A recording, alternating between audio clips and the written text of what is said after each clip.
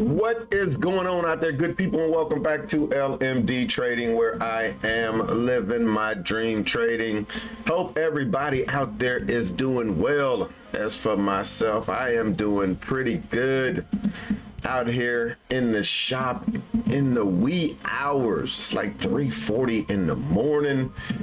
Couldn't sleep, so came out here in the shop, said I was gonna get this recap done, and probably try to go back in the house and get a little more sleep before I come back out and get some work done. But definitely needed to get this recap done today. Man, brutal day of trading. And when I say brutal day, more like brutal 30 minutes of trading. It was just bad today, y'all. Came, sat down, and I started the morning off wrong. Started the morning off knowing I only had a small window of time to trade, and I started forcing trades, y'all. I was like, all right, I can only trade for this amount of time. I needed to go pick shirts up first thing in the morning. A buddy of mine is getting married this weekend. I needed to drive like an hour and 45 minutes to go pick up a tuxedo. So my window of trading was very small. So it was bad. It was bad. But we're going to go ahead. Let's bump on over and we're going to look at the chart for yesterday, which was a beautiful chart. This is beautiful. This is what I like to see. This was in the morning. Market kind of sold off. It's been doing this a lot too. It sells off in the morning and then it finds traction and then rips the rest of the day. So this thing sold off in the morning. I literally left my house about 8:30-ish, got back to the house at about 9:40-ish, and I was back out of the house by 10 on the road, and I didn't capture any of this move. None of it. But let's pull up the report card. Let's see just how bad this thing really was. And then we'll look at the trades. Reviewing trades for September 4th. My goal, same goal. Do not move that stop once I'm in a trade. When I say don't move it, that is don't increase the amount that I'm going to lose. I could kind of trail it and things of that sort, but do not make a bad trade worse. Affirmation for the day, my stop is my stop. And then do not trade out of fear. I do that a lot. I get in a trade and I start trying to capture profit instead of letting the actual setup work and letting the trade go to target. We see the trades, man, a bunch of reds over there for the grade, bunch of Fs, 1C. That probably could have been a D, maybe. Overall trade or overall grade F. And we gave back 15% today, y'all. 15.8% of what we made. What I learned today, if coming into the market with the mindset that I'm on limited time, just don't trade. Just don't trade, because I'm going to be trying to force trades. And that's exactly what I did today. Change I need to make from today: be more patient and don't assume the market will do what I want it to do. When we look at some of these trades, you're going to see that there was no setup or anything. I was hoping that the market was going to do something, and it just did not do it. So that's what I learned today. We'll go ahead. We'll get rid of the report card. We're going to bring up Ninja Traders charts, and then we'll just bring back up that little half part of the report card that we need to look at to find the trades. I'll go ahead. I'm going to pull over TOS. get that where we need to have it at. But yeah, it was horrible, y'all. I was like, man, this is crazy. And then I said I was done. And then I took another trade and added to the losses. It was man. But all days can't be green.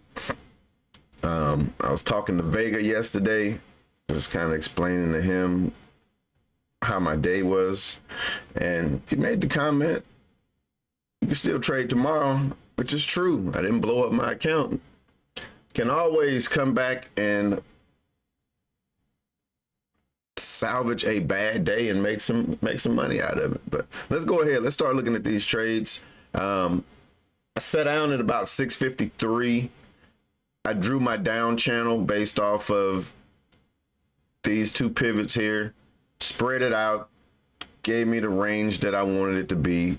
Pre-market, I'm usually looking for about 10 points between each of these areas. I do have a up channel that's down there that you can see that I established it based on another time period. You can see these old ones here. I can just right click that and tell it to cancel the right extension so it never pops back up in the most recent trading times. This might be, let me see, let's extend this to the right.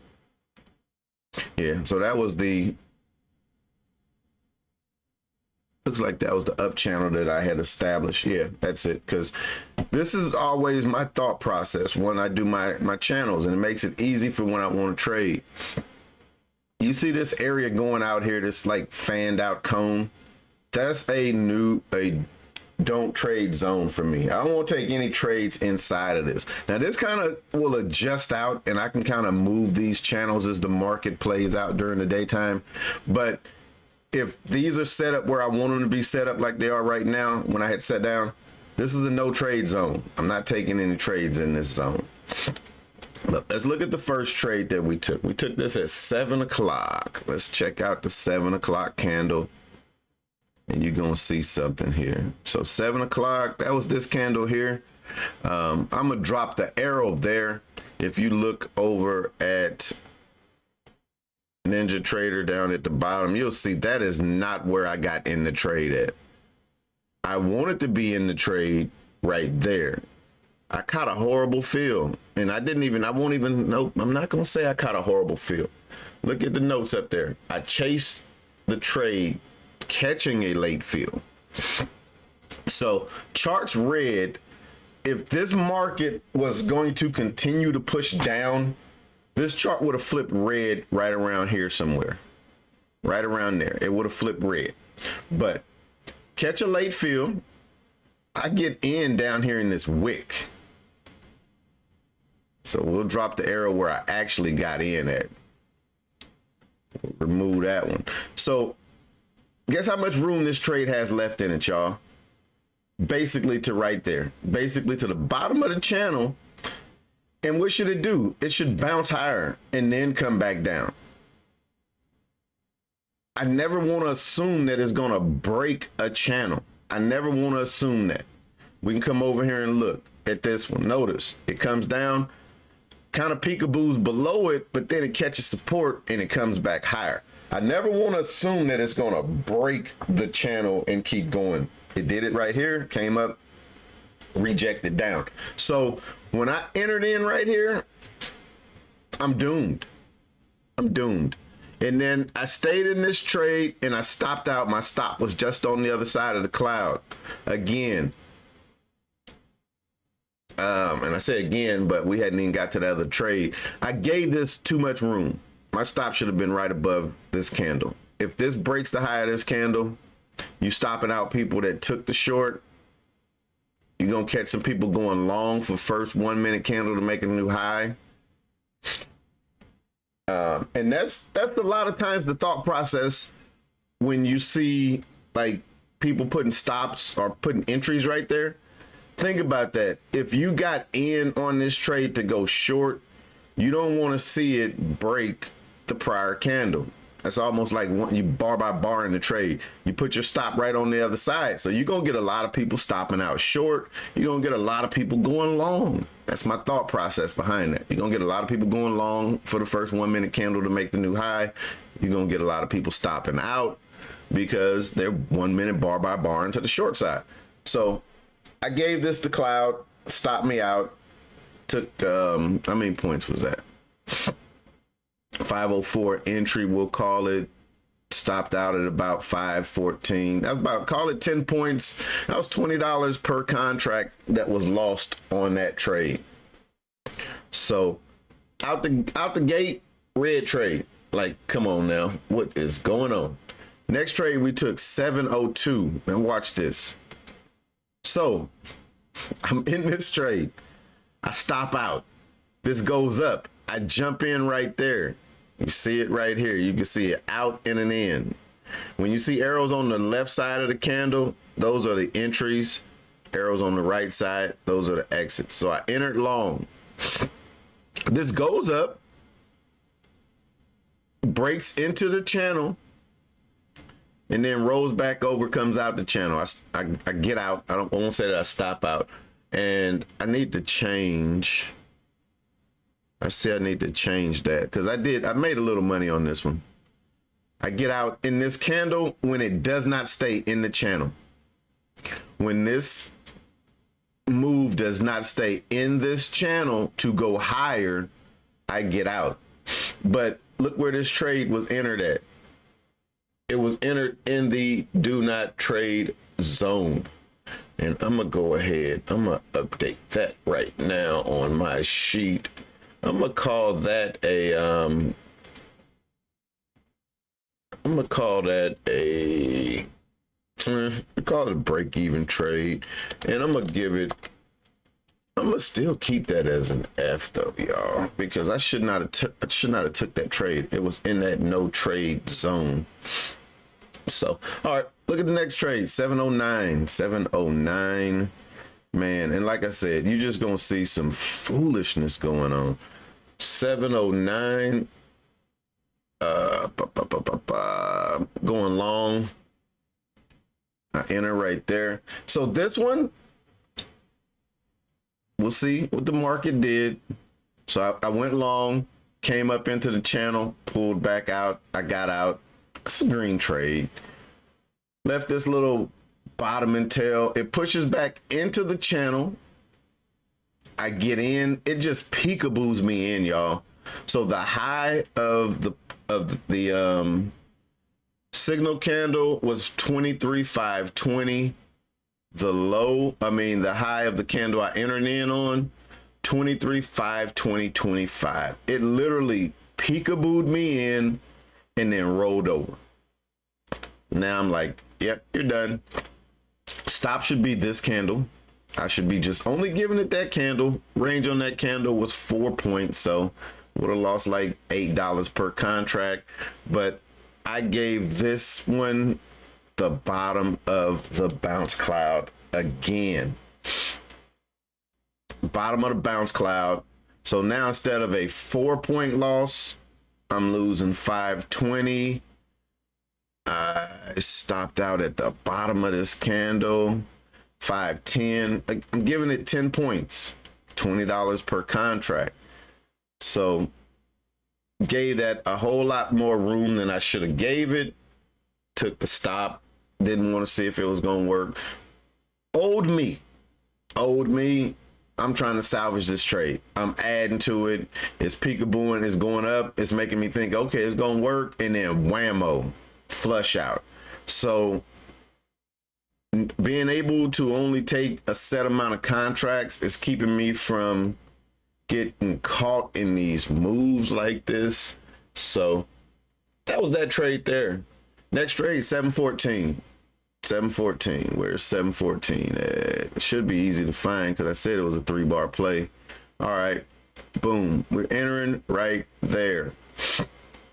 Now, if you look at this, just on the surface, if I took everything from the left away and you did not see it, you have igniting candle, resting candle, entry candle. You have all of those components. You have the components of a 3-bar play. You have the components of a 3-bar play. But we have all this to the left. This is not an igniting candle. This candle would have been igniting had it just kept going and it closed inside of our channel. It closed inside of our channel. And then we get a resting candle. And then we get that candle to go. But first things first, where is this candle at? Where is this candle at? It's in my do not trade zone. It's in the do not trade zone. Second, when this triggers, where's my target? My target is this channel line. That's all I can expect out of that trade. If you notice, that is 1R. That's 1R. It gave me 1R. It went 1R. But first things first, and most important, do not trade zone overrules everything. I should not be taking any trades in this zone. It's marked out for a reason. And then when this came up here, I should have been out of the trade. I should have got out because, again, don't assume that it's going to break into the channel.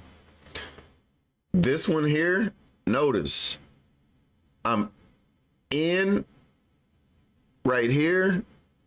My stop should be that candle. You don't see an exit because it's way down there.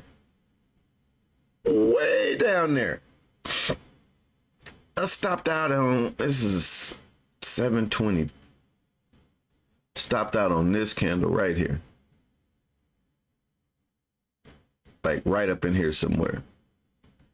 Again, kind of giving it this bounce cloud, having hope that this cloud is going to save the market and bring the trade up. Let's look at this, y'all. 516, the low, that's 3 points. That's $6 per contract that I should have lost. 516, stop out at about, call it 506. It's 10 points. So instead of losing $3 a contract, I lose $20 a contract. Just horrible trading, horrible trading. And after I took that trade, I said I was done. I said I was done. But we see one more trade after that. 727. This candle right here. That's where the entry should have been. Let's see where we actually got in at. Boy, oh boy. Yeah. First and foremost, again, we're in the new dot trade zone. This candle, let me remove that because that wasn't my entry. I actually got in this trade way down there. You know what that's called? Chasing. Chasing. No other word to describe it. I'm chasing. If this gets down into, because remember, this is the thought process. Move gets in the channel, I want to take the next candle that breaks the low. So this candle hadn't even finished. I'm just chasing it because it's headed down. This is what you call just getting chopped up. I enter. This thing does not break the low. Let's see. Let's check it out and let's see. The low of that candle is 23,494. Candle next to it low 23,494. So technically it did not break the low. Comes down and just rips back up. Just rips back up. Stop on this trade should be this candle, because this would have been the signal candle. That's where the stop should have been. At the most, give it that candle right there. Let's see where we stopped out at. Just stupido. Stop out way up here in this candle, because guess what we gave it? The bounce cloud again. So let's look at that. Entry, we'll call it 496. Stop should have been 502. 6 points, $12 per contract. We stop out 496. We stop out at 508, giving it 10 points again, like another $20 a contract. We stop out right here, and guess what it does? Flushes out, makes the move down to the bottom of the freaking channel, and then pumps back up. Just ugly trading, y'all. Ugly trade. I'm gonna show you one thing. What I do, like I said, the market moves, so my channels move with the market. So I'll activate this. I'll look for a point that's going to be easy for me to set a line on. So you see the line right there. I'll take and I'll move this new. I'll move the channel up to that line, and now you see that my channel just moves with the market. So as the market comes this way, my channel just moves with it. But yeah, that was just bad trading. These candles like this move down into this channel. That's not good, because look at how much room. You only got a little bit of room when it makes that push down. So yeah, it was just wick central. But again, as I do that, it keeps my do not trade zone intact. So like I would activate that. You see right there that that's where the base of the line is at. So I take this and I just move this channel down, because I always want, and see now it got messed up, so let's reset it. I always want my channels just above what I call the bounce cloud. Always want a channel just above it, because that's go time. Like that's go time. So there we go. Again, like these areas, I don't want to be trading in because it's going to be chop. This gets in the channel right there. That's a good trade. And notice what it does. It makes a good move. Look at that one. Just kind of peekaboos in the channel. Comes down. Oh, this is 830. Yeah, you ain't want to fool with that, because you're going to get wicked all over the place. But yeah, so that's all I do. Just kind of move my channels. You see this channel here? This was an old channel. But guess what? It's still in play. If I don't want it to like be in play, it's real easy. I just right click it and tell it to get out the way. Cancel the extension. But yeah, y'all, just a horrible day of trading yesterday. And not even a horrible day, a horrible 30 minutes. But that was the futures account. That was the futures account. What I'm going to do now real quick is I'm going to bring up the, see how I can do this. I'll take this chart and I'll bring it down. So on the computer above me, this is just bonus footage real quick. On the computer above, I have two charts. This is the Qs, and if the Q is green like that, I'm gonna be watching call contracts. I'm gonna blow up this call contract just to kind of show you what we want to click right. Come on now, right there. So this here, y'all, is what the charts look like when I'm trading options. And I have kind of automated this bad boy to where you notice working on a system. Me and Spark always over here working on things. He's working on his Spark and Trade system. I'm working on my OTRS system. But you see this little blue wedge triangle, and then you get this magenta triangle. When that magenta triangle fires, that's a trade. The stop is that black dot. This green box, that's 1R for that trade. Let's look at these real quick. So that fired, that's one trade, y'all. That trade worked on an option contract. Blue triangle, magenta wedge, that fired, stops down there. Booyah. Another 1R out of the trade. That's two trades that fired. Third trade. Triangle, triangle, stop, banger. I got back to the desk yesterday about not quite here at 2:30, but I caught this trade, y'all. I caught this trade in the option account, and made some decent money on that bad boy. Let's scroll up here. Let me see. I think I sent it to Vega. That's probably gonna be the easiest place to find it. That trade, I made 82% on this trade. What that means is, let's say I got in where I should have got in at like 36 cents, 35 cents per contract. It went to like 70 cents. So I got out over here somewhere. This contract literally went 1,000%. Meaning if you bought this contract over here at the lows, not even at the lows. At the lows, it made 2,000%. If you bought at this price right here, which was like 14 cents, this contract made you $163. You pay 14, you pay not 14, so 14 cents, and then you multiply that by 100.